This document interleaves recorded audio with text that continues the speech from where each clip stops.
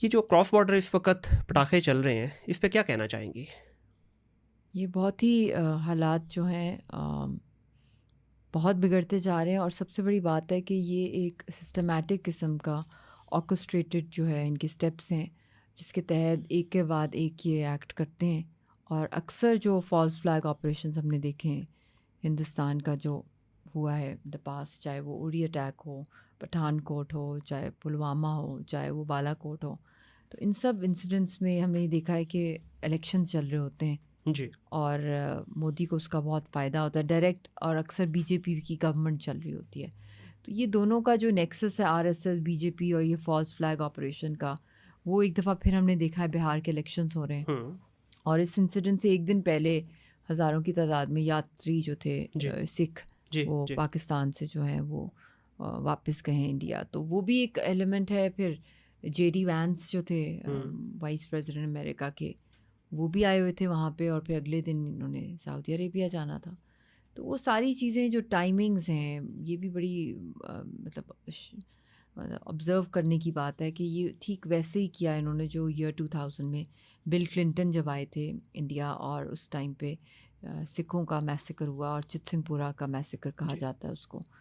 तो वो भी यही था। विशाल साहब, इससे फ़ायदा क्या है? देखें, 1 अरब तकरीबन कोई 30-35 करोड़ आवाम है क्रॉस बॉर्डर।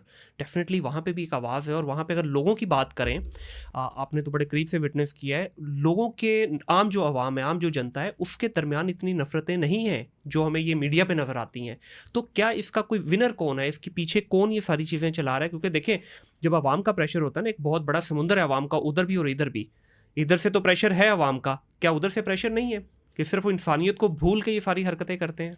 बड़ी बदकिस्मती है कि इंडिया के अंदर जो भी इस वक्त हालात चल रहे हैं, ख़ास तौर पे आरएसएस और बीजेपी की हुकूमत है, तो आपने वहाँ देखा है कि जो इन्वायरमेंट वक्फ बिल पे बनी हुई है, यूनिवर्सल सिविल कोड के ऊपर जो उनकी बनी हुई है, यूनिफॉर्म सिविल कोड के हुँ। ऊपर, एंटी माइनॉरिटी बिल्स के ऊपर जो उस तरह वो, फिर बाबरी मस्जिद को शहीद करके मंदिर की तामीर, फिर उसके बाद ब्लास्ट करना उनकी चर्चेज़ में, मैका बॉम्बिंग्स में इन्वॉल्व हैं चर्चेज़ के अंदर आरएसएस।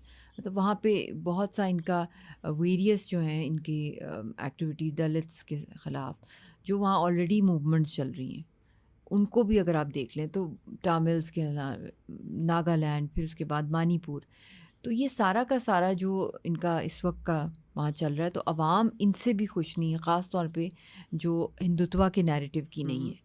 तो वो तो कभी भी नहीं, एक ओवरऑल भी ग्लोबली भी पब्लिक जो होती है वो अक्सर जंग नहीं चाहती है, या बिल्कुल वो ऐसे ही है। एक्सट्रीम मेजर्स में बिलीव नहीं करती।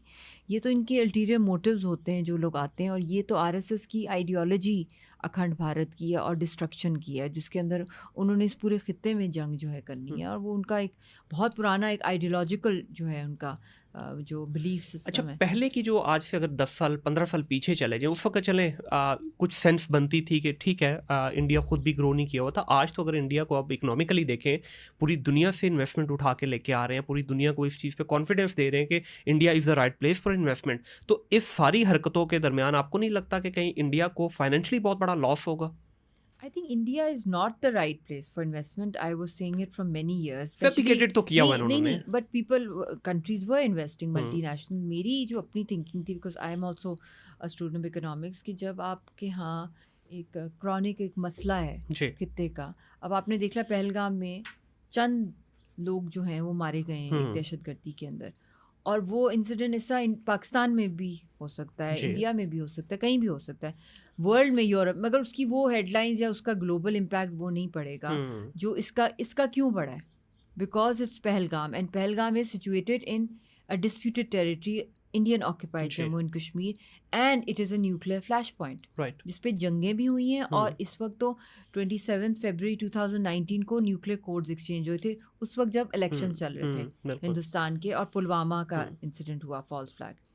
ये सारी चीज़ें जो हैं इसको बहुत ज़्यादा जो है वो आई थिंक इसकी जो रेप्रिकॉशंस हैं रीजनली और ग्लोबली, वो चाहे गाज़ा के अंदर जो अट्रॉसिटीज़ हो रही हैं, जी। कश्मीर के अंदर जो हो रही हैं, तो ये ओवरऑल भी जो वर्ल्ड ऑर्डर इस वक्त चल रहा है और इंडिया का भी जो अंदर हिंदुत्व का जो मल्टीनेशनल्स फॉरेनर्स को भी वो टारगेट करें। अभी जो इज़राइल की फोर्सेस वहाँ पर आई हुई हैं, जी। काफ़ी सालों से आ रही हैं वहाँ हुँ, पे मकबूजा कश्मीर में, तो उसमें जो रिपोर्ट्स आ रही हैं कि एक फ़ीमेल ऑफिसर को भी सेक्सुअली हरास किया है इंडियन हुँ, फोर्सेस ने। हुँ, तो इनकी तो मतलब ये तो उस हद तक चले गए हैं कि ये फॉरेनर्स को नहीं छोड़ रहे, ये दूसरे जो फेथ्स के लोग हैं या मॉडरेट्स हैं। तो ऐसी इन्वायरमेंट में लॉन्ग टर्म इन्वेस्टमेंट नहीं चल सकती, जहाँ पे एक हुँ, न्यूक्लियर फ्लैश पॉइंट भी टिकिंग है बिल्कुल।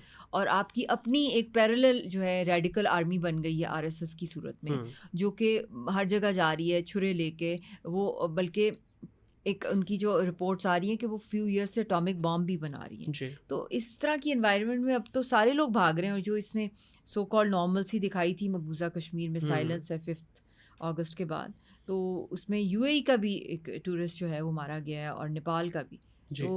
यहाँ कौन आएगा? तो इसलिए अब दुनिया होश के नाखून ले रही है, स्पेशली इस दफ़ा पहलगाम के